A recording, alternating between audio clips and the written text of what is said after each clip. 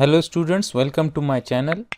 Let's solve this problem 432. In this problem it is said that determine the forces in member GH and CG for the truss loaded and supported as shown.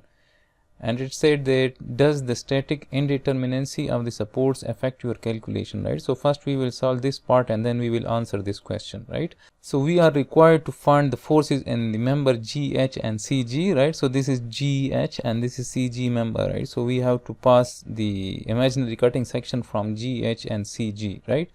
So let's say that if we pass a cutting section like this and if we consider this left hand side of this truss, right? So then we will have this free body diagram, right? So let me pass a cutting section like this. And remember that this GH member length is 4 meters, right? We consider that this GH member force is acting in this direction and this CG member force is acting in this direction, right? And this CD member force is acting in this direction, right? And now as we can see that this length is also 4 meters and this length is also 4 meters. Right, so if this is 4 and this is 4, so this means that this angle is 45 degrees, right? So if this is GH member force, this is CG member force, and this is CD, right? So CG member force is making 45 degree with the horizontal, right?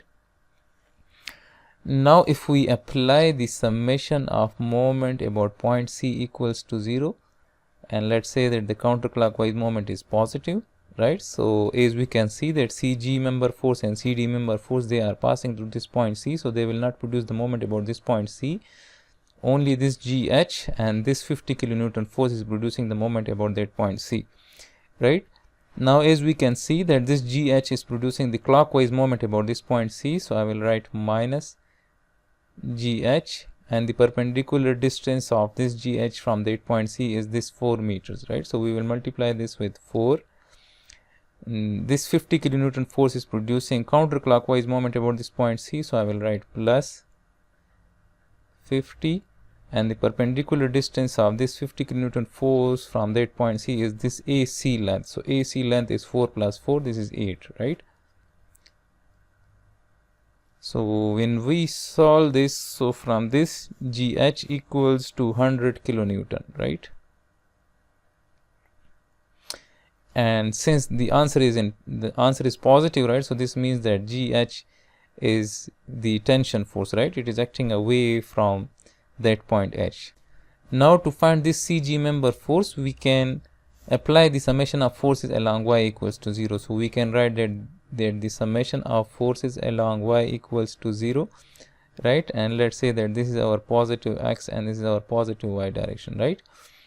So this CG force will have two components. Let me resolve into its components, right? So it will have one component like this, and it will have one component in this direction, right? And if this is 45, so then this is CG sine of 45 and this one is CG cos of 45, right? So let me write this is sine component and this is the cos component, right?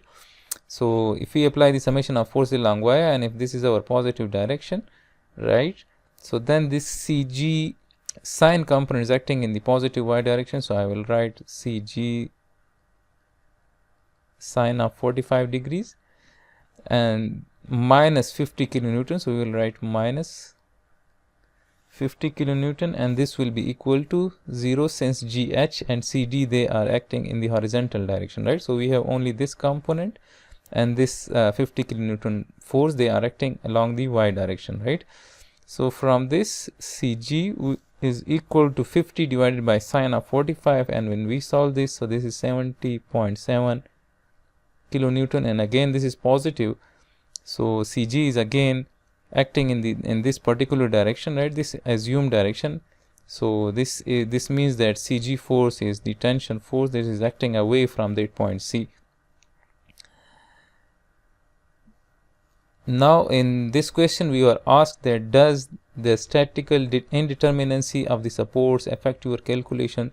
So as you people can see that we have solved this problem, we have found the forces in GH member and CG member. So this means that the statical indeterminacy of the supports does not affect our calculation, right?